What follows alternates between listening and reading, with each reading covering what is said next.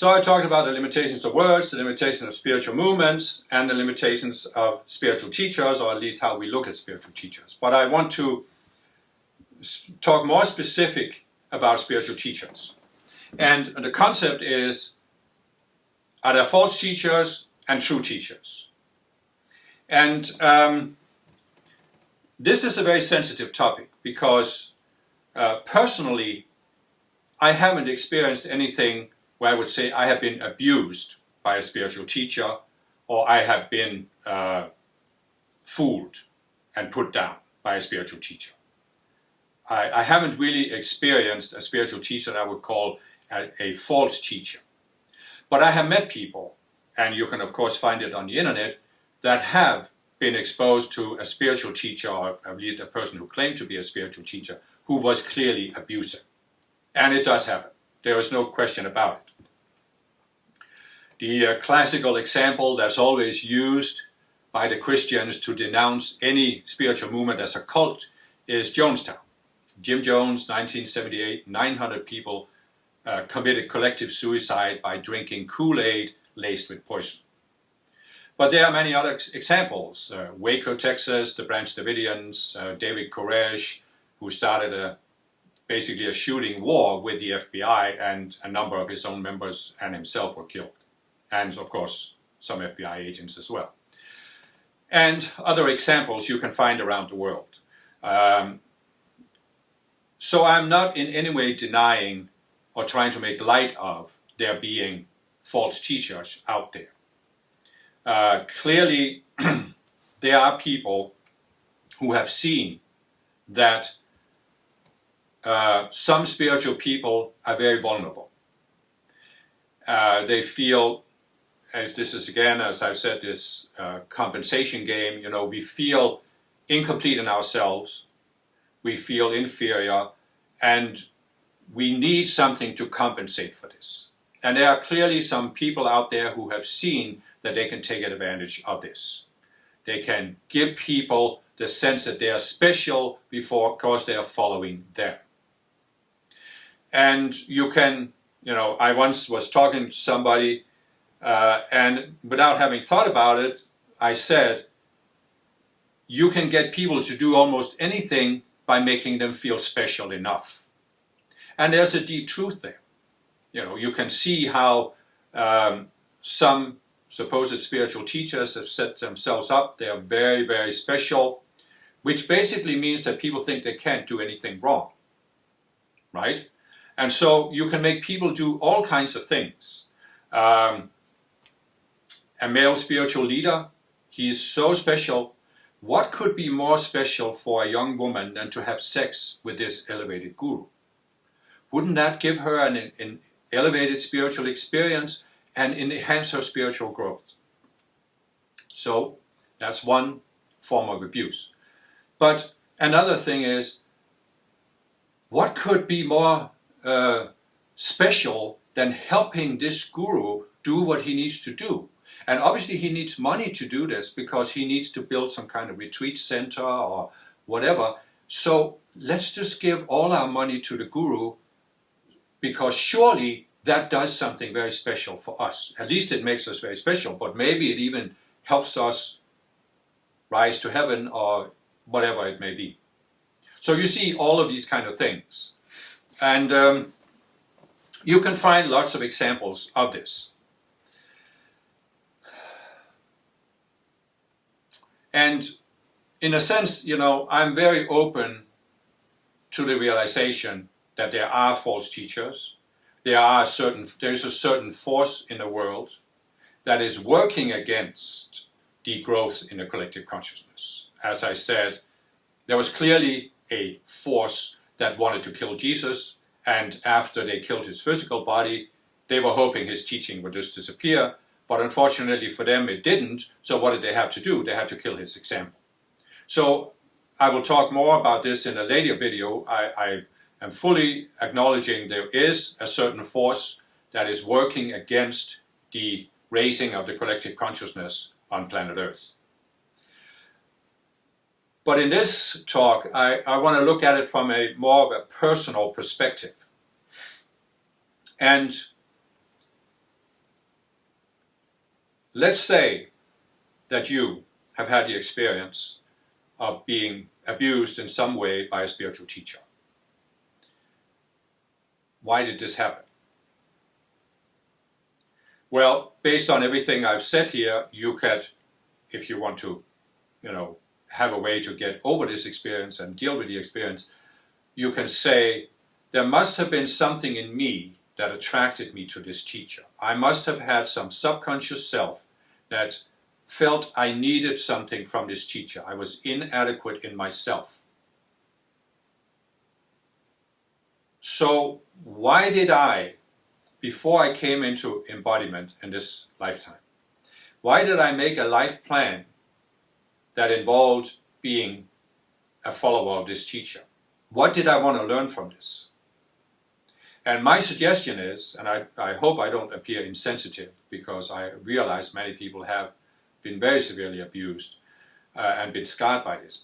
So I hope I don't appear insensitive. But my suggestion is, as I've said before, you saw that for you to make maximum spiritual progress in this lifetime, and for you to help raise the collective consciousness, there was something in yourself you needed to overcome. Or there was something that you needed to demonstrate so you could help other people overcome it. It can be either personal or more impersonal, or it can be both. So in other words, you made your life plan and you're saying, I want to overcome this in myself, and I want to also help other people overcome this. Therefore, I'm going to put myself in a situation where I have to deal with this dynamic. Right? So one aspect of us, the spiritual people, helping society become more spiritual, is that we deal with this concept of spiritual teachers. Right? So this could very well be your life plan. You expose yourself to this situation deliberately so you could first of all overcome something in yourself, but also demonstrate that you can actually be abused by a spiritual teacher, but you don't have to give up on the spiritual path. You can move on. And you can find a higher approach to spiritual teachers where you are more discriminatory. And so then you can use these teachings I've given on how to discover the selves and how to overcome them. There's probably a lot of emotional energy that was created by this very traumatic situation, and you can invoke spiritual light to overcome it, and then you can start looking at these selves. So, as I said, I haven't been abused by a spiritual teacher, so I may not have the exact understanding and empathy with people who have been through that experience. So what I'll do now is I'll shift and focus on what I have experienced. So, in my first spiritual movement, there was an Indian teacher who came to the West, started a meditation movement, and gave a teaching that was very much based on the old Vedic teachings. It wasn't really Hinduism as much as the older teachings from the Vedas. And when I was young, I was a lot more insecure, and I had, when I look back, I had a fear of following a spiritual teacher. And it probably comes from past lifetimes where I have followed a spiritual teacher with disastrous consequences. It's not really that it has to be a New Age guru you followed. The Christian religion, as I said in my last talk, has from the year 381 been a false religion, a false teaching, because it has taught the opposite of what leads you to salvation. So many spiritual people, why are we spiritual in this lifetime? Because in past lifetimes we were Christians, we were born in a Christian culture. And what does the Christian culture promise us? It promises us that if you're a good Christian, you're going to go to heaven after this lifetime. So we go up, we don't know anything about reincarnation, we believe, I've been a good Christian all my life, surely I'm going to go to heaven. You leave the physical body, and then you're looking up there and there's the door to heaven, and there's somebody saying, no, you need to go back down into embodiment. And you're saying, what? I did all the right things, why am I not going to heaven? Well, because they didn't tell you how to get to heaven. They didn't tell you about reincarnation, so you haven't finished, you haven't raised your consciousness to the level where you can go to heaven. So you forget this when you come into your next embodiment. When you come into your next embodiment, be very suspicious of the Christian religion, which is actually an explanation for many atheists and materialists, why they are so negative towards religion and want to disprove religion. Because they've been, fooled by religion. So I digressed again. What I wanted to say was that when I was young, I had this fear of following a false teacher. And I can see that many of the people that I knew at the time, my first wife, many of the friends I had in the meditation movement, they also had this fear. So when I came to the realization or the conscious recognition that this movement wasn't what I ultimately wanted, and I left the movement, I felt very depressed because the question in my mind was I fooled? Did I follow a false teacher? And obviously for me it would be very devastating because again, when you're insecure, like I was when I was young, what is the need you have? You have to need to feel that you're okay. I'm okay. I'm not a bad person. I'm not stupid. I'm okay. And if I had followed a false teacher, I wouldn't be okay. The way I looked at myself back then. This was, of course, some separate selves that were looking at myself that way, and I've since transcended them. But the big trouble that I had there was, had I followed a false teacher, and I realized, as I said before, that it was my intuition that told me to enter that movement. So had my intuition told me to follow a false teacher? And then in my second movement, there was also a culture, there was this culture of exclusivity. We have the highest spiritual teaching on the planet, therefore all other teachings are false. At least all teachings that contradict ours.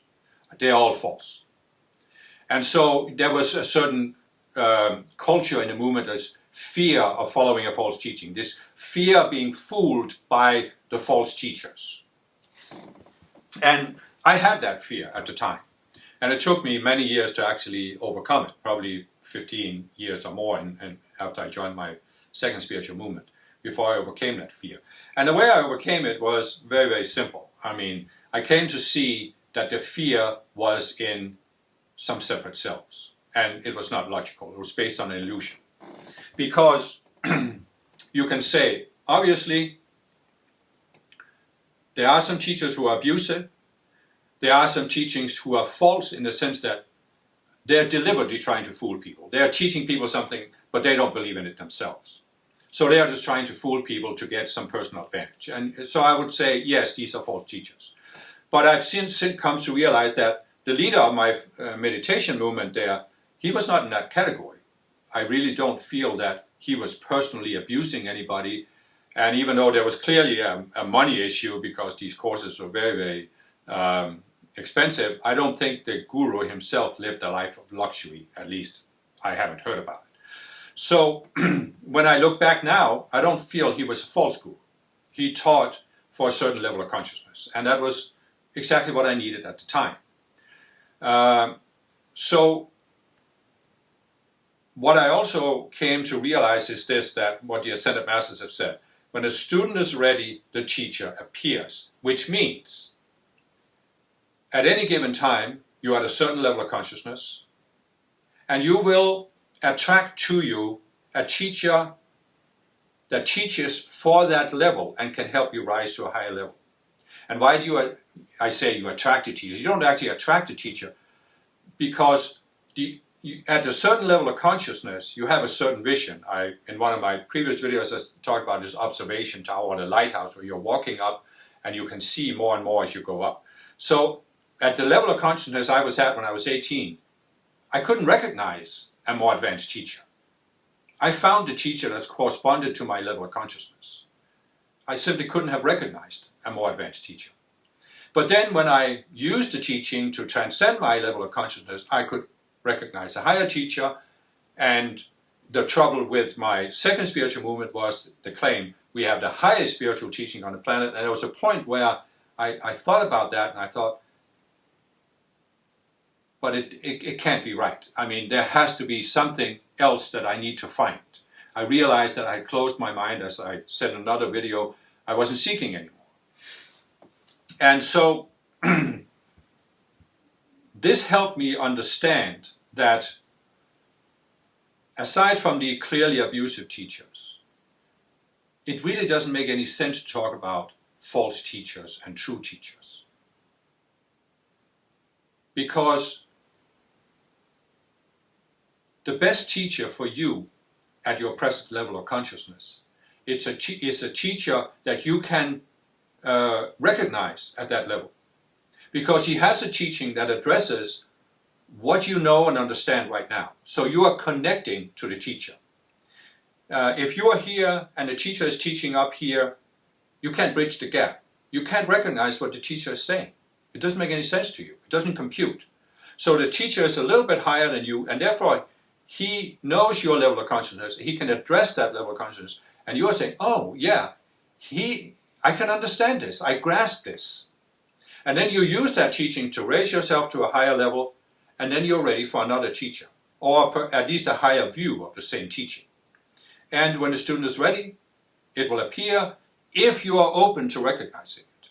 So what I'm saying is this: when you look away from the clearly abusive teachers, there aren't really any false teachers. Teachers teach at a certain level of consciousness. And what unfortunately I almost did myself, and what I've seen many other people do, is that you find a teacher, he's exactly what you need at your level of consciousness, but you of course don't see you are at a certain level of consciousness. Why don't you see this?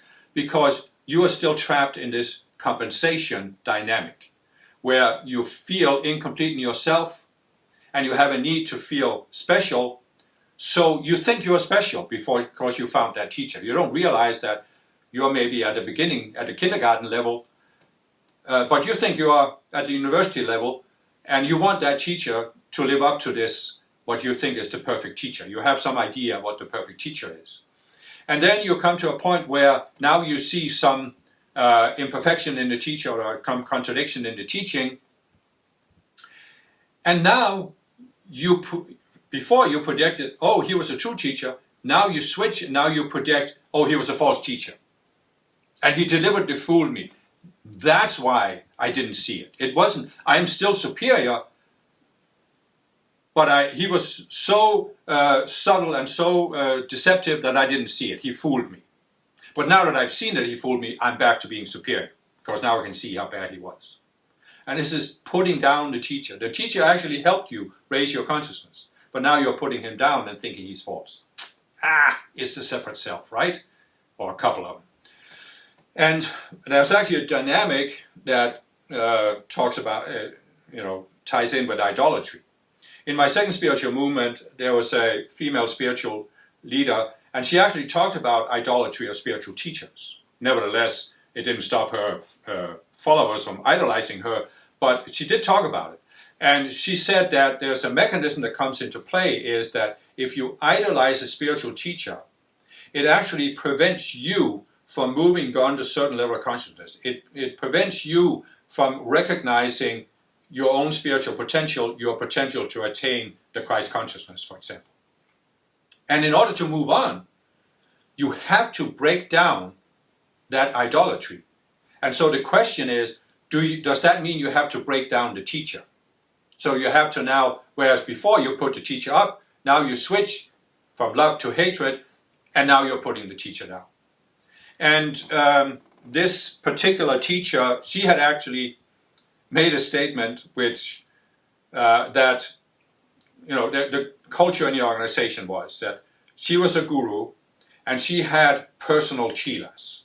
There was not everybody in the movement, I wasn't one of them, but many people, they saw themselves as her personal chelas. And she had promised them, I'm going to be around until all of you have ascended. And I actually heard her say this and made the hair stand up on my neck, because I realized, what are you saying? You're saying that your ascension, your growth is going to be dependent on the choices of other people who might not want to grow because they want you to do it all for them? But anyway, the point is that at a certain point she became ill and she could no longer function in her capacity as leader of this organization. And many of these people that had seen themselves as her personal cheerleaders became extremely angry with her. And they went through this. From putting her up on the pedestal as the perfect guru, now she was the worst guru ever. And there was no limit to how angry they were. This was when the internet had been invented, so they could spread their venom, as far as anybody wanted to look at it. And I really didn't feel I was part of it. I'd already left the movement at the time, but but I had a little bit of contact with this, and I saw this switch in people's minds, where they switch from loving the guru to hating the guru. And it is, of course, separate selves. There was a subconscious self that caused them to elevate the guru, and now there was a subconscious self that caused them to hate the guru and put the guru down. And again, I'm not trying to find fault with people. I'm just saying, when you come to the higher levels of the path, you can make this conscious switch and say, oh yeah, I see I was in this dynamic. I don't need to blame myself. I don't need to put myself down. I can just see that these are separate selves and let them die. Right? It sounds so simple, doesn't it? Okay, so let's talk about this. Because I can see, as I'm saying this, I can see that if I had watched this video 20 years ago, I would have said, yeah, that's easy for you to say. It's not that simple, is it? And when I think back, I realize why it isn't that simple. And it's because there is a separate self that causes us to raise the guru up, but there's also a separate self, like I said when I was young, I wanted to feel I was okay. There can be variations to this. Some people have a need to feel superior. But for me, it was basically, I need to be okay. I'm not doing anything wrong. Don't make any big mistakes. So what I see in myself was that this self I carried with me for a very long time. It was probably only a few years ago that I really started getting rid of it. And the self, it basically, it had this need to feel, or it projected this need to feel that I was okay. And so there were other selves associated with it that in any situation, it always had to interpret the situation so that I wasn't actually really wrong. I could make a mistake. I could admit that I had made a mistake. When I was younger, it was very difficult to admit that I had made a mistake. But I got better at admitting I had made a mistake. But there was still this, but I'm still okay. It wasn't such a bad mistake that I'm this really bad person who's going to go to hell. I'm still okay. I had a certain equilibrium that it needed to maintain. And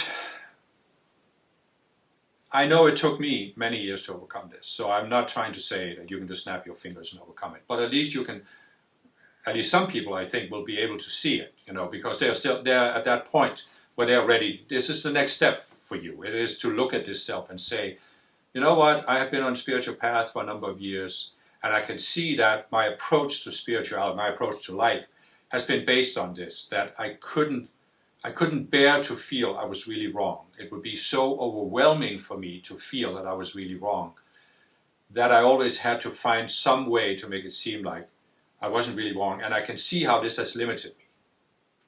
And for me, when I look back, I can see that it slowed down my spiritual growth because there were certain things I couldn't bear to look at.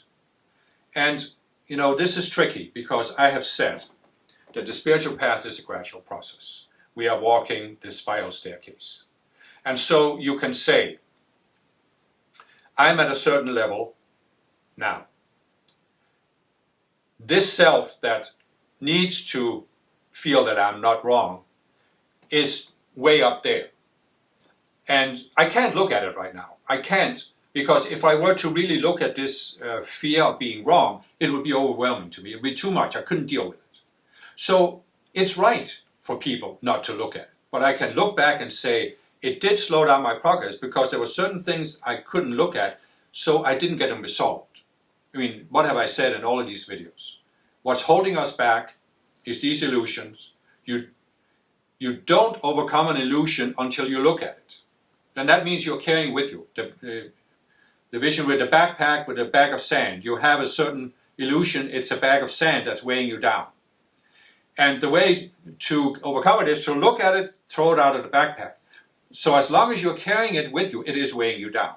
And I can look back and I can see how this particular dynamic really was weighing me down for so many years on the spiritual path. So there came that point where I was ready to look at it. I looked at it. I saw it is just a separate self. It is just a separate self. And again, the basic dynamic here is, what was this self projecting? It was projecting that I have to be okay because I must not be wrong. And so the self was projecting there's a problem that I, the conscious self, has to solve. I have to walk through life with this evaluation whenever I do something or accept something or look at some idea. Is this going to make me seem okay, or is it going to make me wrong? There was always this certain amount of psychic resources were tied up in this evaluation, this judgment. Could I be wrong? Am I going to be okay if I do this, believe this, say this? Number of years ago, this would have paralyzed me, so I couldn't have made these videos. I simply couldn't have made them because I would have been so concerned about, are people going to think I'm wrong? Are people going to say I'm wrong? Are people going to criticize me? Or am I going to be wrong? What if I said something that was wrong? So I would have been completely paralyzed. So I can see how this gave me this inner tension. And quite frankly, again, as I've said before, when I let it die, it was just such a relief. Such a freedom to let this go and say, well, I don't have to evaluate this. Am I right or wrong? I don't have to evaluate what other people think. I can just be myself and express myself. And so what has this got to do with true and false teachers? Well, you come to a point where you realize that everything that happened to you on the spiritual path is an opportunity to see something in yourself and free yourself from it, from another burden. And so you can start reevaluating your experiences with spiritual gurus, but you can especially reevaluate the way you are looking at spiritual gurus. You can look at yourself and say, do I recognize some of these patterns? What is my basic view of spiritual gurus, my relationship to spiritual gurus? And I've given you some, what I think are very important, at least it was very important for me to come to recognize this, that the primary way that an embodied guru teaches is through example. And beyond that, we have the spiritual teachers that are teaching us through inner direction and by showing us things, by helping us see things in ourselves.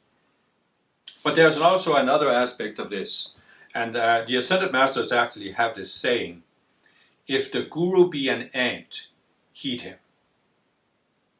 And there is a tendency as a result of this idolizing of spiritual gurus to think that you always need a guru to tell you something.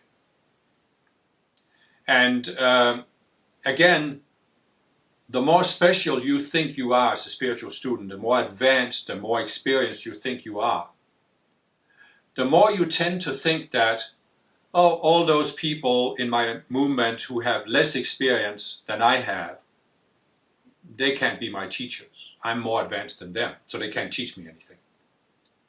So many people who have followed the spiritual guru, they actually think, well, only the guru can teach me something. And that means what? That means they're closing their eyes to many, many opportunities to grow. Because what is it that helps us grow? It is that we see some pattern in ourselves, we see some illusion. And who can help us do that? There's anybody. Every person we meet. What is the function of being together as people on the same planet in a spiritual movement? We can help each other grow. How do we help each other grow? In various ways, but one of the ways certainly is that another person can help me see something in myself. It was only about a year ago that I described in another video, I had this interaction with this person I'd known for many years who had a very specific opinion about the US election. And I used that experience to say, why am I reacting to this? What is the self that's causing me to react? And again, some of our greatest teachers are our children. And we often tend as adults to think that, oh, well, we are the adults, we are more mature than the children. But the children often have this, they're not as indoctrinated with our cultural bias as we are, so they are looking at situations differently. They say, well, Dad, why are you doing this? And if you are willing to listen, there could be an important message there. You can see, yeah, why am I doing this? So what am I trying to say with this is that what is a true guru? is the one who helps us see something in ourselves that we hadn't seen on our own. And that doesn't have to be somebody who is up there on a pedestal claiming to be a guru. It can very well be any person we meet that suddenly helps us see a reactionary pattern in ourselves. And so you can come to that point where you have overcome this self that always needs to feel that it's right or superior or okay, and you can say, okay, let me just look at myself. Let me look at my reactions. Why am I reacting this way? And it's not that you need to do it all at once, but you need to come to see one reactionary pattern and say, okay, I'm going to go after that one. You can ignore all the others for the time being, but you're looking at that one, you're working on it, you're invoking spiritual light to transform the energy, you are looking for the illusion.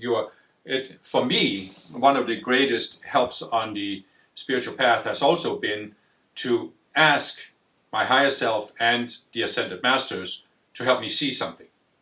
And I talked about how there's a number of invocations on the Transcendence Toolbox website and in some of my books, where the masters have given these specific invocations so that we can invoke their help in seeing something. And for me, this has been tremendously effective. But I have also, of course, been greatly helped by talking to other people and just, sounding off, hearing their perspective, and they help me see something in myself. So when you come to that point where you don't have the resistance to seeing something in yourself, you will make much faster progress. All I'm trying to say is, as I said, for the first many years on the spiritual path, I had a certain resistance because I had that need to feel I was okay. But once I let go of it, it became so much easier to see these selves because there was no subconscious resistance to it. And I, of course, hope that you can reach that same level, because you will find that it is a much more free state of mind, it's a much more peaceful state of mind.